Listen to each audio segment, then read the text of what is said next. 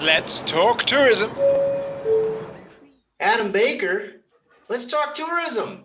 For those of you who Casey, don't hello. know, Adam Baker is a bit of an internet celebrity, maybe one of Costa Rica tourism's first internet celebrities. Uh, Claim to fame from the Costa Rica Vacations video series Frog TV. And also, he's a bit of actor, producer, director, photographer. He does it all. And for people who have a good eye for detail, you may have seen him on a 30-foot tall billboard on the highway once or twice because he's a bit of a male model as well. So Adam, and now an old friend and a hell of a football player, British Soccer, that is, Scottish yeah. soccer football. So Adam, how you doing, man? Good. Thanks for having me on, Casey. That's one hell of an introduction. I hope I don't let you down. I'm trying to lay off the very large 10-foot model Adams on the highway and stick to photo, video, and telling stories. Have you taken a picture of any of those and sent them to your friends back home? The first one I did, I'd be lying if I said I didn't. When you first see that billboard up, you go and stand next to it and do an even more stupid pose. Zoolander. And it's just crazy. It's good fun. So Adam, you and I have known each other long enough. We could probably just sit here and talk, but I do have a few questions I'd like to ask you, starting with, how long have you worked in tourism? Worked in tourism. Well, it's coming up to nearly 15 years. Funny enough, when I first came to Costa Rica in '06, it was actually for a conservation program with my sister post-university. So although I wasn't directly working in tourism, I actually lived in the cloud forest in Monteverde for about a year and a half. And I was actually a tour guide for the local frog pond. I was telling people about frogs and all weird reptiles here in Costa Rica. So I first got the idea, as I say, over 14 years ago, about how important tourism was in Costa Rica, the amount of nationalities that were coming in. I was giving tours in English and Spanish to every type of European, American, Mexican, Canadians, Israelis. It was quite the journey to start. Wow. And then I started with you guys in '08 to the Costa Rican vacations, planning vacations. So you For a long started time. now. Apologies if I get this wrong as your former employer. But you started in travel planning. You started. I started as a travel consultant. Okay. Your good friend and colleague and co-owner Richard Beckson actually interviewed me at the time, Okay. and I always remember the job ad, which was, if you speak English, know Costa Rica inside out and want to test hotels for a living, give us a call. Best ad ever. I knew English quite well. I was passionate about Costa Rica, had no sales experience, was grateful for the opportunity, and jumped right in at the deep end. I knew I wanted to stay in Costa Rica. Something clicked with me about the country. I was only, how old was I? 23 at the time. And for about 2.5, 3 years, I was planning vacations all around the country and Panama and Nicaragua as well. And it was a good time.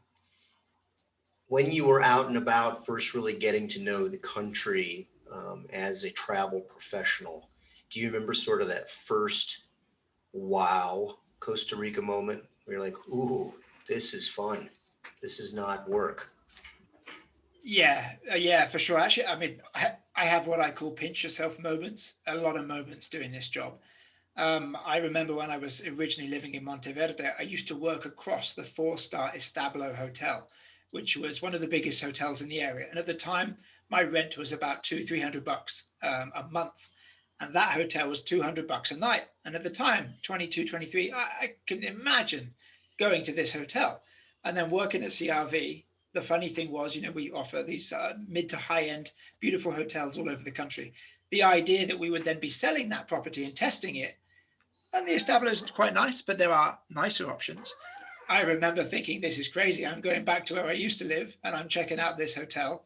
So that was a weird mindset switch in terms of the level of luxury you can experience in Costa Rica. But it came on one of my first CPLs, complimentary trips. So where we get to actually experience, like you say, go out, experience the hotel firsthand so that we can actually sell them really effectively and efficiently, was going to the Nayara Hotel. It had just been built.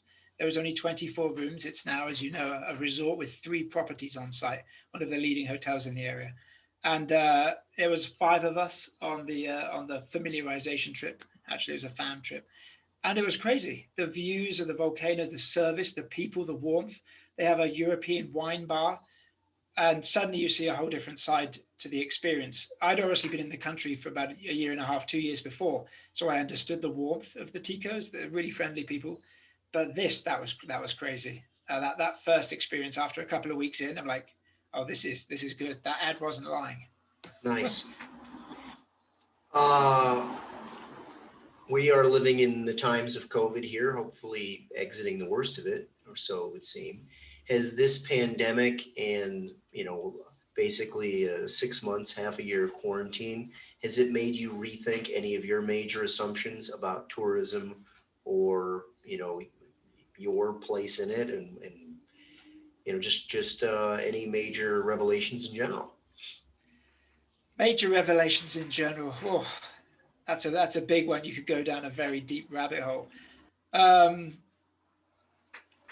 I guess I've always thought, I've thoroughly enjoyed my time in Namu, and I've never, I worked in the same place for 12 years. So you have a really good family unity, and you imagine after, over a decade, you see yourself in the same place for quite a long time.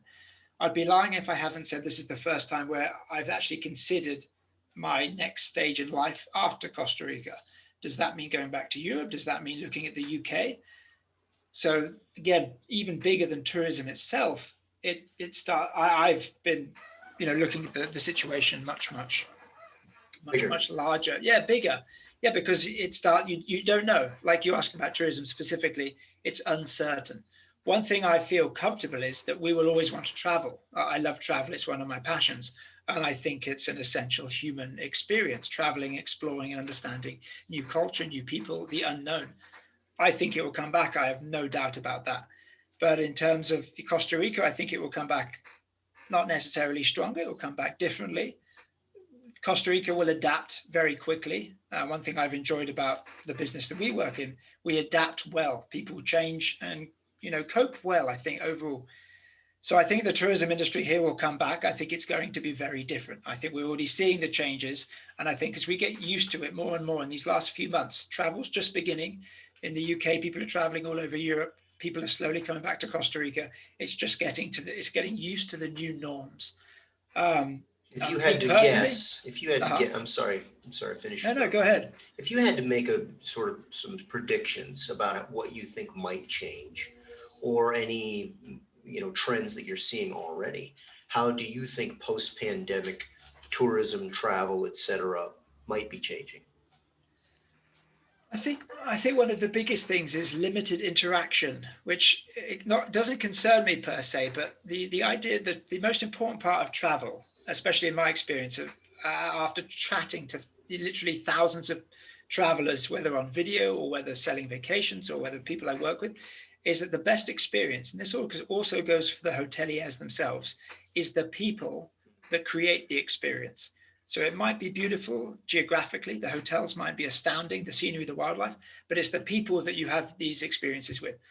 And the difference, I think, with COVID or the way we interact is that mirror, metaphorically, and perhaps that barrier invisibly may be an interesting factor. So whether you're being served with, suddenly the person has gloves and a mask on for quite a while, or whether your check-in is no longer face to face.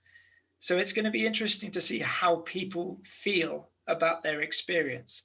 When you have an experience with your partner or your family in a bubble per se, and you're looking at a beautiful, I don't know, Chichen Itza in Mexico, a beautiful Mediterranean Sea, you're having that moment. But tour guides in Costa Rica experiences, that's going to be interesting to see how they cope when people are having such close interactions. Perhaps, hopefully, I'll be totally wrong, and the mask will be a momentary thing for a year, much like the flu, until there's a vaccine and everybody's used to that, and then we get back to normal. But I think that's going to be a while. Maybe 6 months. People tend to be paranoid. Understandably, perhaps you're reading different news sources all over the place. But yeah, that's the biggest thing is interacting with your fellow human and seeing what kind of vibe you get. Hopefully it's warm, but it's weird. Maybe Casey, you've seen when you're going shopping and you see a friend. I'm doing a double take because I can't recognize them half the time. I was like, are you smiling under there? So it's like there's a lot of expression in your smile. The eyes tell a lot, but that's going to be interesting to see how people interact with each other more commonly, I think, when traveling. It's a little strange, isn't it? Trying to get Yeah. used to this. How many times have we heard the word new normal? Yeah, exactly. And what is the new normal? When are we going to get to the new normal? Because there's new news coming out every other week. Right. So it's just adapting. What do you think makes Costa Rica tourism so unique? You've traveled the region a little bit, and you're quite an avid traveler. What is it that has made the Costa Rican brand? Why is it such a strong brand? What do we do differently here? What is the secret sauce? It's a funny question that you ask that, because every time I shoot a hotel or I'm working on site trying to sell beautifully through video, these places, I ask that question when I'm interviewing usually the general manager or the staff. And they always answer one of the same questions, which can be frustrating to you, Adam. It's the people. The people always make a difference.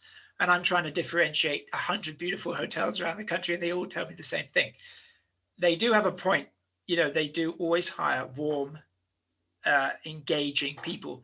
And the Costa Ricans, the Ticos themselves, I think one of the things that stands out is they're actually really prideful. They have a lot of pride in the country. They're proud of showing you their heritage. And I've been to the neighboring countries. Panama, tourism isn't as big. Nicaragua is a growing industry in terms of tourism, had its difficulties. But the Costa Ricans are incredibly passionate about their knowledge of the country, and that just overflows. So when you're talking to somebody about the wildlife, the amount of conservation, it can be infectious, and you actually believe it. I always said this to a lot of my colleagues, when I'm shooting larger resorts, perhaps brand names, a lot of people are working there and they're following a certain 5-star etiquette, but that's because they have to, because it's part of the job. It's not because they necessarily want to. When you get out in the sticks and you're in beautiful boutique hotels, high end or mid range, even the smaller places, I travel to hostels as well. They're there because they want to be, and it's actually enjoyment. It comes naturally. So I think it's actually an inherent thing in the people, that kind of comes out when you're traveling around here. Granted, the geography is beautiful, but this section, all the way from southern Mexico to Colombia, it's very similar geography. Whether you're in Nicaragua, Honduras, Guatemala, Panama, you've got cloud forest, rainforest, beaches, volcanoes. Costa Rica has manipulated it wonderfully. So they do a great job in terms of the marketing, great relations with North America, United States. So they do a good job of obviously promoting something that's naturally beautiful, but without the warmth of the people, the fundamental passion for your country and the wildlife and living sustainably, I don't think it would be as successful as it is. Great point. Speaking of the people, who are some of your favorite characters in tourism? You're fortunate to have interacted and interviewed with a whole lot of proprietors, owners and hoteliers, tour operators. Who are some of the characters that really stand out to you as quintessentially Costa Rican tourism? Quintessentially Costa Rican tourism. Who are your favorite? Who've been your favorite interviews? Who are the most fun to Yeah, work with? that's a good question. What I have noticed, they're not all necessarily Costa Rican. There's a lot of great Costa Rican characters, but the people that have really got stories or have personalities about them tend to be people like you and I, interesting expats or expatriates from other countries that have come in and decided to call Costa Rica their home. They've all got fascinating stories. There was something that drew them here.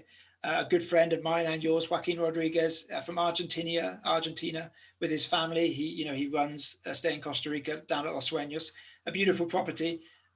The English and the Argentinians famously don't necessarily get on in soccer terms.